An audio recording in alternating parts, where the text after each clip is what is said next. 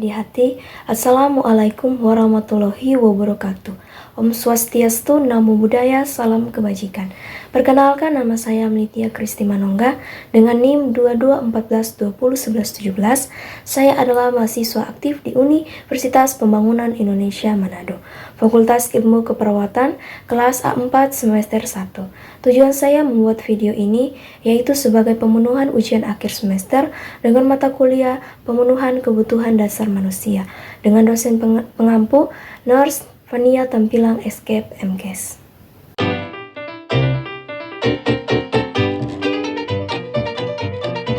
Proses pemenuhan oksigen diatur oleh sistem organ tubuh, diantaranya saluran pernapasan atas dan bawah. Saluran pernapasan bagian atas, yang pertama hidung. Bagian ini terdiri atas naras interior atau saluran di dalam lubang hidung yang membuat kelenjar submucous dengan ditutupi bulu kasar yang bermuara ke rongga hidung.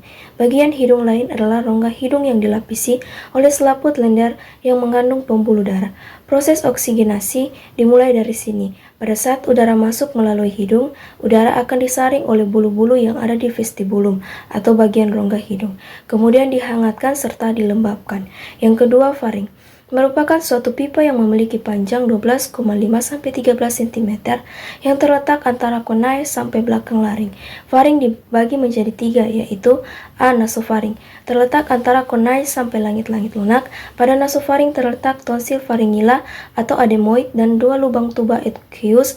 Dinding nasofaring diseliputi oleh epitel berlapis semu bersilia. B. Orofaring, terletak di belakang rongga mulut di antara langit-langit lemak sampai tulang hyoid. Pada orofaring terletak tonsil palatin dan tonsil lingualis. Orofaring diseliputi oleh epitel berlapis pipi, suatu selaput yang tahan gesekan karena merupakan tempat persilangan saluran pernapasan dan saluran pencernaan. C. Laryngofaring, terletak di antara tulang hyloid sampai belakang laring. 3. Laring atau tenggorokan. Laring merupakan saluran pernapasan setelah faring yang terdiri atas bagian tulang rawan yang diikat bersama ligamen dan membran yang terdiri atas 2 lamina yang bersambung di garis tengah. Laring menghubungkan faring dan trakea. Laring dikenal sebagai kotak suara atau voice box, mempunyai bentuk seperti tabung pendek dengan bagian besar di atas dan menyempit ke bawah. 4. Epiglotis, merupakan katup tulang rawan yang berfungsi membantu menutup laring ketika orang sedang menelan. Saluran pernapasan bagian bawah. Saluran pernapasan bagian bawah terdiri atas trakea, tandan bronkus, dan bronkiolus yang berfungsi mengalirkan udara dan memproduksi surfaktan. Yang pertama, trakea. Trakea atau disebut juga batang tenggorok yang memiliki panjang kurang lebih 9 cm, dimulai dari laring sampai kira-kira setinggi vertebrata thoracalis kelima. Trakea tersebut tersusun atas 16-20 lingkaran. 2. Bronkus, bentuk percabangan atau kelanjutan dari trakea yang terdiri atas 2 percabangan, yaitu kanan dan kiri, yang memiliki 3 lobus, atas, tengah, dan bawah. Sedangkan bronkus bagian kiri lebih panjang dari bagian kanan yang berjalan dalam lobus atas dan bawah. Kemudian saluran setelah bronkus adalah bagian percabangan yang disebut sebagai bronkiolus. Ketiga, paru. Paru merupakan orang utama dalam sistem pernapasan. Letak paru itu sendiri dalam rongga toraks setinggi tulang selangka sampai diafragma. Paru terdiri atas beberapa lobus yang diseliputi oleh pleura, yaitu pleura parieentalis dan pleura visceralis. Kemudian juga dilindungi oleh cairan pleura yang berisi surfaktan. Dalam proses pemenuhan kebutuhan oksigenasi atau pernapasan, di dalam tubuh ada 3 tahapan, yakni ventilasi, difusi, dan transportasi. Yang pertama, ventilasi. Proses ini merupakan proses keluar masuknya oksigen di atmosfer ke dalam alveoli ke atmosfer. Dalam proses ventilasi ini terdapat beberapa hal yang mempengaruhi, diantaranya adalah perbedaan tekanan antara atmosfer dengan paru. Semakin tinggi maka tekanan udara semakin rendah. Yang kedua, difusi gas. Difusi gas merupakan pertukaran gas antara oksigen alveoli dengan kapiler paru dan CO2 kapiler dengan paru.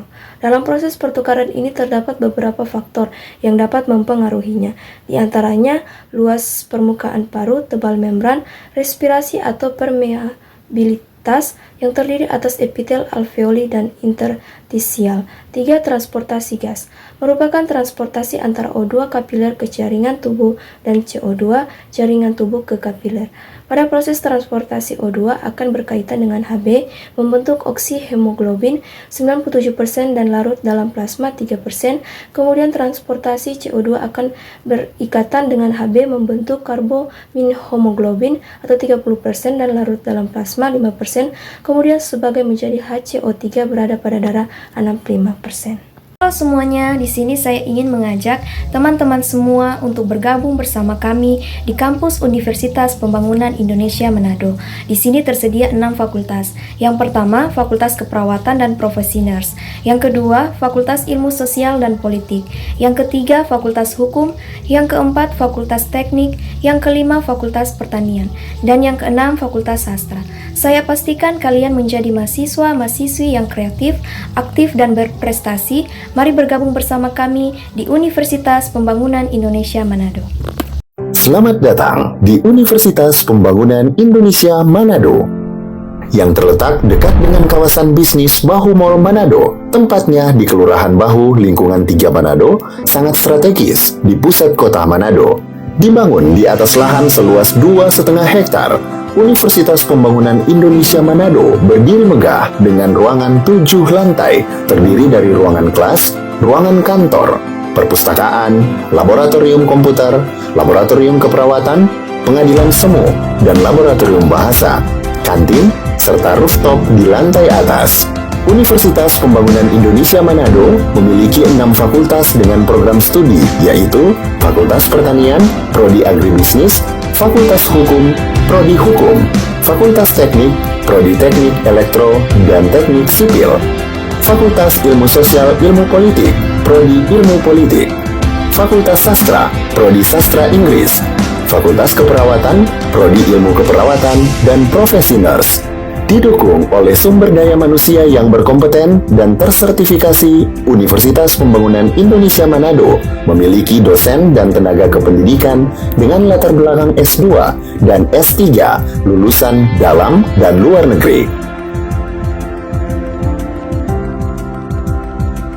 Proses belajar mengajar dilaksanakan dengan teknologi informasi merujuk perkembangan dunia modern saat ini, dilakukan dengan sistem e-learning dan sistem ujian online atau ULAIN.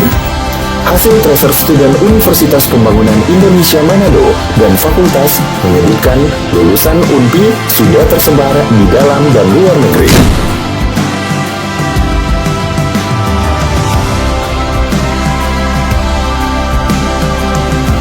Selamat bergabung putra-putri terbaik bangsa. Kembangkan dirimu, raih cita-citamu setinggi bintang di langit. Kami siap menghasilkan generasi terbaik dan pemimpin di masa depan.